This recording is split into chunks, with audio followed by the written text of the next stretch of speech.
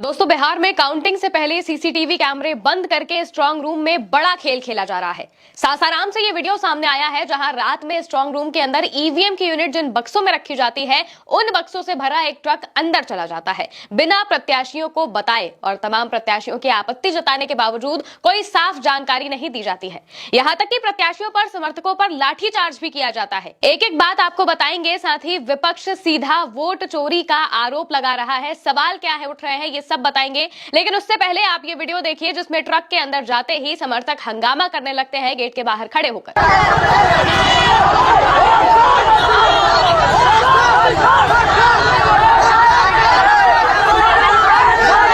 Counting centre के बाहर देर रात राजद समर्थकों ने ट्रक को देखा था, जिसके बाद वो लगातार सवाल पूछने लगे, जिसका जवाब प्रशासन नहीं दे पा रहा था।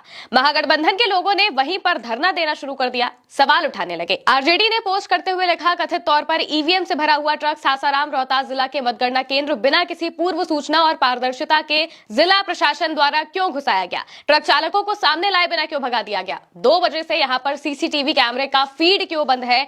पूरा फुटेज जारी किया जाए, ट्रक में क्या है प्रशासन बताए। इसके साथ ही उन्होंने सीईओ बिहार और ईसीआई को टैग करते हुए लिखा है कि स्पष्टीकरण तुरंत आए, अन्यथा हजारों लोग वोट चोरी रोकने के लिए मतदान केंद्र तुरंत पहुंचेंगे। ऐसा बिल्कुल नहीं है कि सिर्फ राजद के लोगों ने ही आपत्ति जताई हो। जनसुराज के प्रत्याशी रितेश पांडे भी मौके पर मौजूद थे। पवन सिंह की पत्नी ज्योति सिंह भी पहुंची हुई थी। उन्होंने भी वही इल्जाम लगाए हैं जो कि आरजेडी लगा रही है, महागठबंधन के समर्थक और प्रत्याशी लगा रहे हैं। जनसुराज के प्रत्याशी रितेश पांडे ने भी सवाल पूछते हुए लिखा, ईसीआई को टैग करते हुए वो लिखते हैं, सासाराम रोहतास में ईवीएम में गड़बड़ी की भारी आशंका, प्रशासन द्वारा संतोषजनक जवाब नहीं। अतुल लिखते हैं, रात 3 बजे सासाराम के स्ट्रांग रूम में बक्से से भरी ट्रक आखिर दाखिल क्यों हुई? एग्जिट पोल से माहौल बनवाएंगे, रात में वोट चोरी कराएंगे, तभी तो फर्जी चाणक्य कहलाएंगे। दोस्तों, विपक्ष से वोट चोरी का नया खेल बता रहा है और कुछ सवालों के जवाब अब भी नहीं मिल रहे हैं, जैसे कि सभी प्रत्याशियों को इसकी जानकारी क्यों नहीं दी गई? सीसीटीवी कैमरे उस समय बंद क्यों थे? ट्रक चालकों को सामने लाए बिना क्यों भगा दिया गया? इतनी गड़बड़ी के बाद वहां एनडीए के प्रत्याशी क्यों नहीं पहुंचे? डीएम का कहना है कि ये बक्से चेनारी विधानसभा के हैं, लेकिन वहां मौजूद चेनारी विधानसभा के प्रत्याशियों ने बताया कि उन्हें तो सुबह ही बुला लिया गया था। डीएम और प्रत्याशियों के बीच की बहस भी सुन लीजिए। सीधे चुनाव आयोग को लिखिए, चुनाव कैंसिल कराने के लिए, फिर से चुनाव हो। हम तो लिख दिए, हम तो मेल चुनाव आयोग को कर दिए। ये सरासर हम लोगों के साथ अन्याय है। नहीं, हम तो मेल कर दिए। नहीं, हम तो मेल कर दिए। ये सरासर हम लोगों के साथ अन्याय है। किसके आदेश से गाड़ी अंदर आया?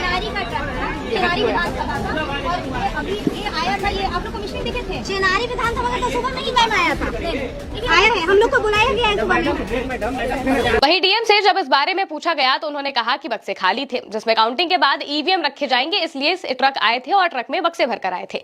लेकिन विपक्ष ये सवाल पूछ रहा है कि देर रात ट्रक के आने का क्या औचित्य था? और सबसे बड़ी बात, जब ऐसा कुछ होता है तो प्रत्याशियों को बताया जाता है ताकि पारदर्शिता बनी रहे, उन्हें पता हो कि स्ट्रांग रूम में क्या चल रहा है और क्या नहीं चल रहा है। लेकिन ऐसा नहीं किया गया। इसके बाद एक और वीडियो सामने आता है रात 3 बजे का, जिसमें स्ट्रांग रूम परिसर के बाहर दूसरे ट्रक से बक्से उतारे जाते हैं और डीएम वहां पर मौजूद होती है। जब प्रत्याशी लगातार सवाल उठाते हैं तो एक एक बक्से को खोलकर दिखाया जाता है, जिसमें बक्से खाली दिखाई देते हैं। इसके बाद सभी प्रत्याशी स्ट्रांग रूम के बाहर निगरानी के लिए बैठे होते हैं समर्थकों के साथ, लेकिन बिना वजह एसडीएम फोर्स लेकर आते हैं और समर्थकों के साथ प्रत्याशियों पर लाठी चलाने लगते हैं। इसको लेकर ज्योति सिंह ने बयान दिया है, क्या कहा है सुनिए।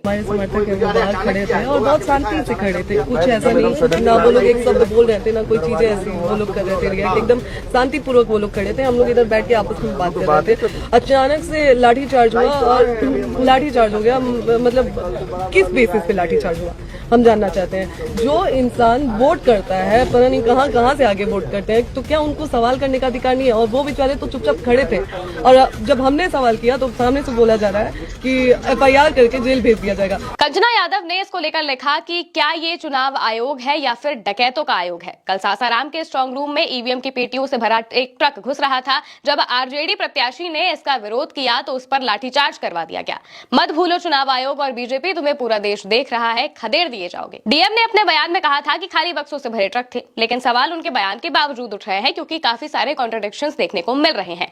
मनीष यादव लिखते हैं, सासाराम कांड और प्रशासन का गोल मटोल जवाब। डीएम सासाराम से सवाल है, ट्रक को बुलाया किसने? ट्रक का ड्राइवर कहां है? रात में ट्रक क्यों आया? अगर काउंटिंग के बाद ईवीएम ले जाना था तो परिसर के अंदर रात को क्यों बुलाया गया? क्या सिर्फ सासाराम को इतनी जल्दी थी ट्रक की, बाकी जिले में ट्रक नहीं गई?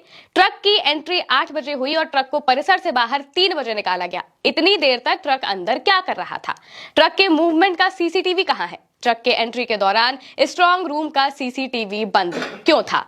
पार्टी के प्रतिनिधि पर लाठीचार्ज क्यों किया गया? इस सारे सवाल का जवाब दे प्रशासन। गोल मटोल बातों से हम संतुष्ट नहीं हैं और भी बहुत से सवाल हैं। इसके अलावा लगातार स्ट्रांग रूम के कैमरे देर रात में बंद होने की खबरें भी सामने आती रही हैं। राजद ने वीडियो पोस्ट करते हुए लिखा कि मुजफ्फरपुर स्ट्रांग रूम का कैमरा बंद। सभी जिलों से ऐसी ही खबरें लगातार आ रही है। चुनाव आयोग का ध्यान किधर है, या फिर जानबूझकर ऐसा करवाया जा रहा है? प्रधानमंत्री मोदी और गृह मंत्री अमित शाह का सारा ध्यान देश की रक्षा और आंतरिक सुरक्षा को छोड़कर बिहार चुनाव के मतगणना में धांधली करवाने पर है। इससे पहले जब एग्जिट पोल्स आए थे तब ज्यादातर में एनडीए को बहुमत देने वाले आंकड़े दिखाए जा रहे थे, जिसको लेकर कई राजनीतिक विश्लेषक का यही कहना था कि एग्जिट पोल ऐसा दिखाकर बाद में वोट चोरी की जाएगी, जिससे पहले से ही लोगों के मन में ये बात आ जाए कि एनडीए तो जीत ही रहा था। तेजस्वी यादव ने भी कहा था कि गोदी मीडिया को अमित शाह जो लिखकर देते हैं वो वही चलाते हैं, और अब स्ट्रांग रूम की ये तस्वीरें सामने आई हैं। जाहिर है कि ऐसी चीजों पर सवाल उठता है, लेकिन चुनाव आयोग इस पर कुछ नहीं कर रहा है। इसीलिए मिलीभगत के आरोप भी लगातार लगाए जा रहे हैं। सासाराम की इस घटना के बाद तो सवाल और भी ज्यादा बढ़ने लगे हैं, क्योंकि जो प्रशासन की तरफ से जवाब दिए गए वो पूरी तरह से संतुष्ट करने वाले नहीं थे। और सबसे बड़ा सवाल तो यही था कि जब दुनिया भर के प्रत्याशी वहां पर निगरानी के लिए मौजूद थे तो एनडीए के प्रत्याशी क्यों नहीं थे? अब इसका जवाब तो ईसीआई को देना चाहिए, जो उन्होंने अभी तक नहीं दिया है। फिलहाल के लिए मेरे साथ इस खबर में इतना ही। आप देखते रहिए उल्टा चश्मा।